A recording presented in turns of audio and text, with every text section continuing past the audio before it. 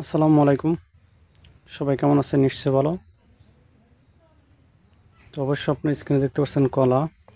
আর যেহেতু খুঁটি পড়ে আছে, খুঁটিগুলো কলাতে এই যে কাদি আছে, এই কাদিগুলো তো দিতে হবে। আর আপনাদের এটা দেখায়, কলার একটা সবচাইতে একটা ভয়ঙ্কর একটা রোগ হচ্ছে কলার পাতা হোড়া লাগা বা পাতা হলুদ হয়ে যাওয়া। কলা কিন্তু এখন সেভাবে মোটা হয়নি, কিন্তু কি করছে দেখেছেন, কলার পাতা হোড়া লেগে গেছে। এই যে পাতাগুলো এই যে এরকম লাল বা পুড়ে যাচ্ছে। এটা থেকে কলাকে তো মনে করেন যে রক্ষা করতে হবে। পাতা রক্ষা না করলে কিন্তু কান্দি মোটা হবে না। সেক্ষেত্রে আমাদের করণীয় কি?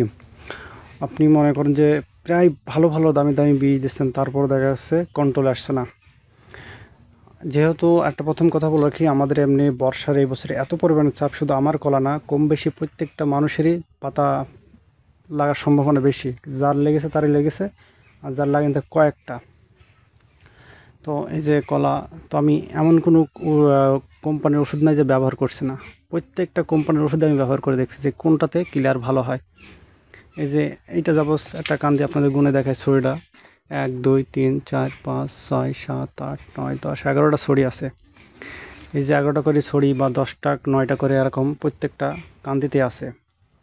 তো এখন হচ্ছে এগুলো ট্রিটমেন্ট না করলে, কিন্তু পাতা ঠিক না করলে কলা বিক্রি করতে গিয়ে ঝামেলা হয়, দাম পাওয়া যায় না।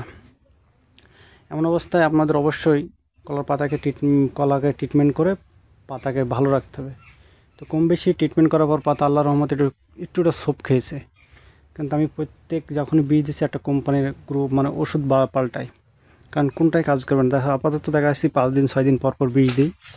তো আজকে বিষ প্রয়োগ করেছি, প্রয়োগ করার পর তারপর আমি আপনাদের ভিডিও করছি, যাতে করে আমার কলাটা পানি আসার আগে যাতে শুকিয়ে যায়। তো আপনার একটা জিনিস লক্ষ্য করবেন, এই যে দেখেন কলার পাতা এক ধরনের সাদা সাদা মানে নীল বর্ণের পাউডার দেখা যাবে। যেমন আপনারা এই যে দেখতে পাচ্ছেন এখন বিষ লেগে আছে কলা, এই যে দেখতে পাচ্ছেন, এটা হচ্ছে কী বিষ এবং কী বিষ আজকে প্রয়োগ করেছি কলাতে। অবশ্যই আপনারা যদি কলা চাষি হয়ে থাকেন, এই বিষগুলো আপনাদের কলাতে প্রয়োগ করবেন, যাতে করে আপনার কলাটা একটু ভালো থাকে। তবে এক একজন এক একটা কোম্পানির বিষ ব্যবহার করে, মানে যার কাছে যেটা ভালো রেজাল্ট মনে হয়। তো আমি কিন্তু প্রত্যেক ঢপে মানে 2বার করে একটা জিনিস ব্যবহার করছি। এবার সেই বীজগুলো পাল্টে এবার আরেকটা কোম্পানির বীজ দেখব, ওই গ্রুপেরই মানে ওই অন্য কোম্পানির। তো এখন আমি যে বীজগুলো প্রয়োগ করেছি কলাতে, সেই বীজগুলো অবশ্যই আপনাদের আমি দেখাবো। তারপর এই কলার বীজ দেওয়ার পর যে 5 দিন পর যে কেরম রেজাল্ট আসে সেটা আপনাদের দেখাবো। তো এখন আমি সরাসরি আপনাদের আমার বিষে নিয়ে যাব, যে বীজগুলো আমার কলাতে প্রয়োগ করেছি। তো এখানে দেখতে পাচ্ছেন ঢপ আছে এবং 4 রকম বিষ আছে। 4 রকম বিষ আমি আমার কলাতে প্রয়োগ করেছি। যেহেতু 15 কাঠা জমিতে 5 ঢপ বিষ প্রয়োগ করেছি, মানে এত পরিমাণে কড়া বিষ প্রয়োগ করেছি যাতে ডাইরেক্ট সোপ খেয়ে যায়। প্রথমে বলে রাখি, এটা হচ্ছে সিনজেন্টা কোম্পানির, এটা হচ্ছে টিল্ট। এর আগেও ব্যবহার করছি, এখনও ব্যবহার করছি। এটার মূল্য হচ্ছে 180 টাকা।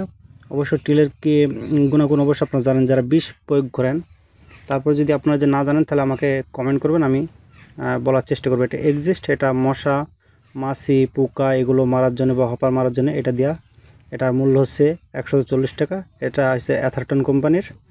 আর এটা হচ্ছে আপনার যে অ্যামিস্টার আছে না, অ্যামিস্টার টপ, ওই গ্রুপের। এটা বাজার করেছে ন্যাশনাল। এটা টিপ অফ, এটার মূল্য হচ্ছে 215 টাকা। আর এটা হচ্ছে টাইজেব ম্যানকোজেব গ্রুপের, এটা হচ্ছে সুইট অ্যাগ্রোভেটার, এর মূল্য হচ্ছে 170 টাকা।